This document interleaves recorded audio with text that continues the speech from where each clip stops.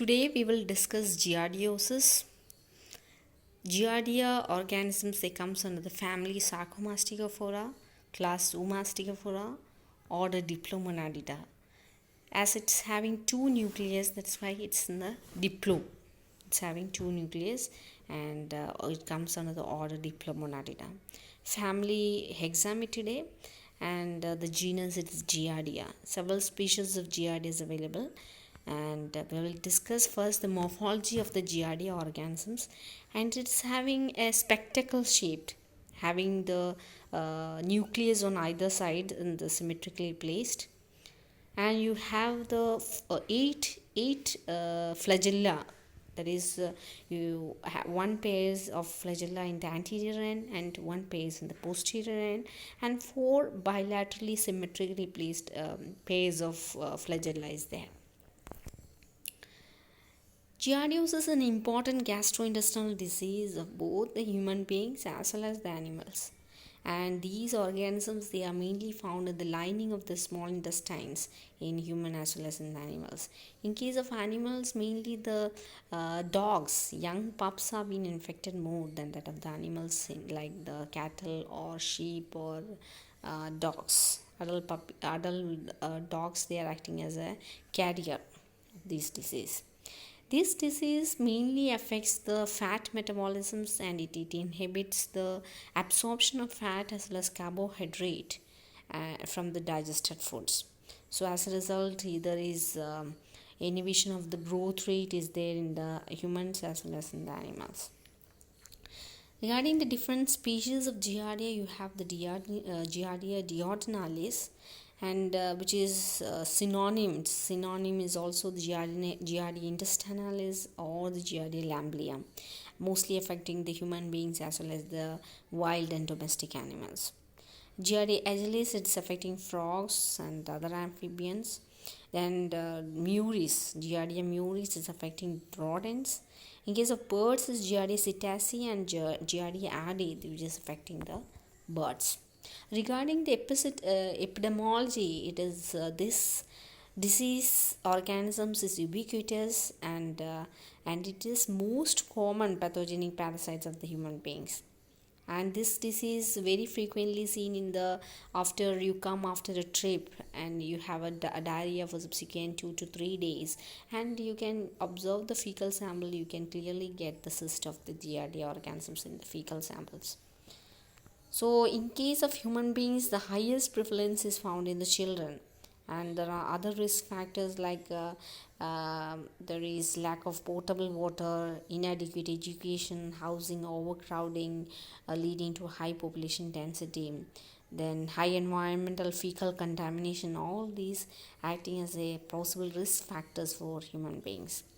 The cattle are also susceptible to infection, but they're acting as a carriers, not exhibiting much of the clinical signs except the diarrhea conditions, mild diarrhea.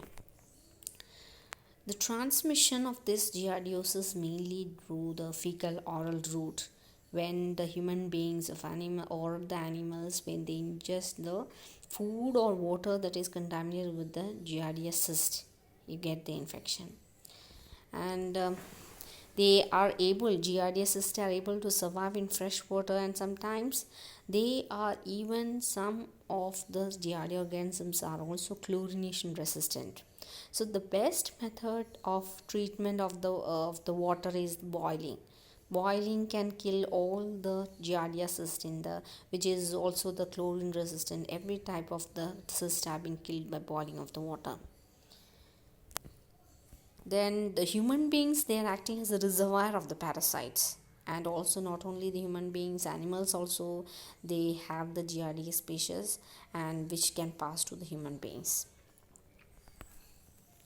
Regarding the pathogenesis, it's not well understood of this pathogenesis, but there is report that these Giardia organisms, they inhibit the pancreatic lipase, which is important for the fat absorption and their fat metabolism, and as well as the fat absorption.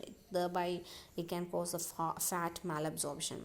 There is increase in the bacterial organism, flaring of the bacterial organisms in the small intestines, and associated bile salt deconjugation can also lead to the steatorrhea condition, that is the excess of fat in the fecal sample, which can be evident by the foul smelling diarrheic feces.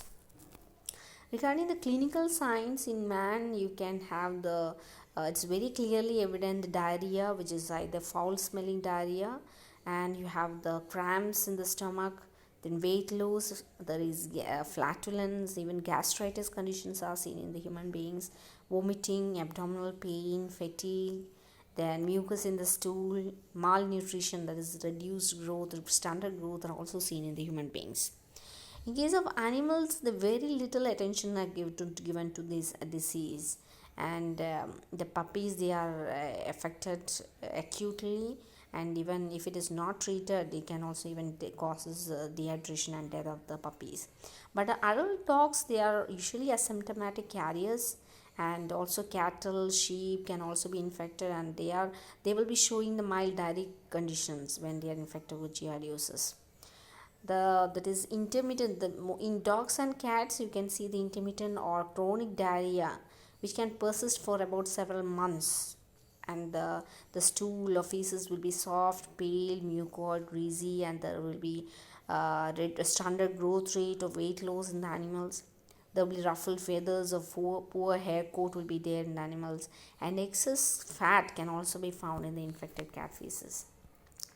Regarding the diagnosis, it's very difficult to find the trophozoites in the feces except in the severe conditions of the disease. You can see the cyst normally in the infected animal or human feces, and they can be demonstrated by the flotation method using zinc sulfate solution. And there are different other ELISA techniques, serological techniques like ELISA technique using the corporate antigen capture ELISA kits. Then you have the combination techniques like RedaQuick cryptosporidium Giardia combi test is there, which can detect both the cryptosporidium antigen as well as the Giardia antigen in the fecal samples. Regarding the treatment, you don't have any recommended treatment for the giardiosis, but the use of fenbendazole at 50 milligram per kilogram body weight is found to be safe, and it was able to kill the giardia cyst and control the giardiosis in case of pregnant and lactating animals. Metronidazole are also found to be effective when it is given at 25 milligram per kilogram body weight, 2 dose for 5 to 7 days. And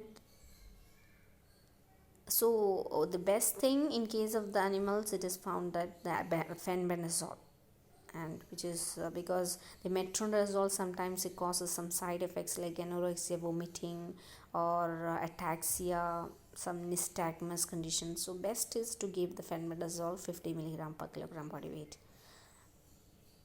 And regarding the prophylaxis, a vaccine is available, a killed vaccine is available, that is used to control the giardiosis in case of dogs, and it is given at 1 ml of dose subcutaneously, and a boosting dose is given 2 to 4 weeks after the first vaccination, and the animal should be revaccinated annually. So this is the vaccines, it reduces the clinical signs and prevent the reduce the cyst passage into the environment and contaminating the water reservoirs and all. So this is regarding the giardiosis, and hopefully you understood well of the subjects. Thank you.